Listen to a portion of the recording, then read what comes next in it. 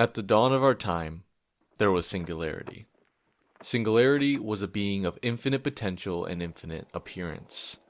Throughout the course of our history, there have been many depictions of this great force, each valid in their assumption while simultaneously invalid.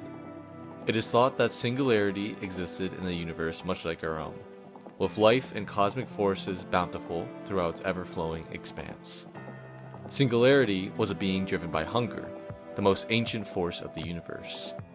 It is said that Singularity once had form, but became exponentially indescribable in its insatiable hunt for energy.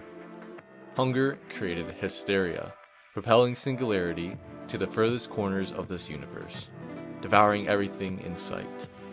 First worlds, then solar systems, then galaxies consumed in an instant, until there is only Singularity alone in nothingness, with hunger its torment. Thus, with everything contained within Singularity, the being became so charged that it spontaneously split from the core, rupturing into three equal parts. One named enti, one named aether, and the last third, null, was cast deep into the endless abyss, chased by hunger. And so began the time of enti and aether, the children of Singularity and the firstborn of our universe. Enti and aether were two beings of great equalness. They were born together and grew together, learning about their infinite potential through one another. They helped shape each other, giving form to the formless. As enti and aether worked, they did not make themselves identical, rather complementary in their figures. Through their time, enti and aether fell in love with one another, without ever speaking a word. Their bond strengthened through their building of each other's bodies. And so, it was enti and aether who first created love. And so, love was born in the otherwise empty universe. Love had no physical shape, but permeated as an invisible force between the two. They would dance and play through this darkness for eons, though the two had no concept of time, for the time did not exist to them.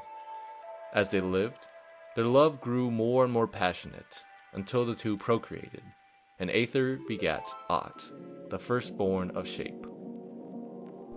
Enti and aether cared deeply for their child, marveling at their own creation, the first true creation.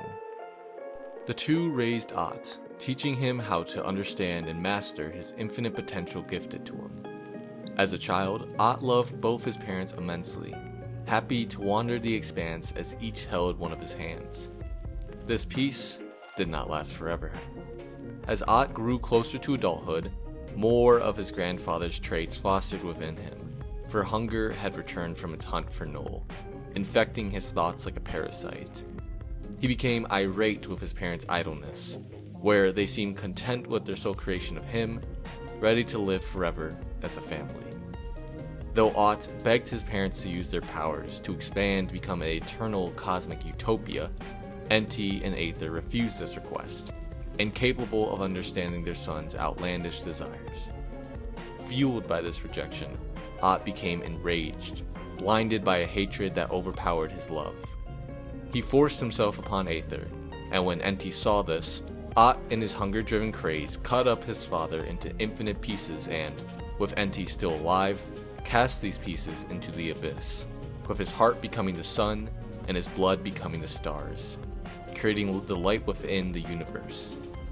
Aet returned his focus to aether, who had just given birth to twins Aluna and Sulana. Still unsatisfied in his hunger, Aet killed all three, and only then did this bloodlust relent. And so began the time of Aet as the sole progenitor of the universe.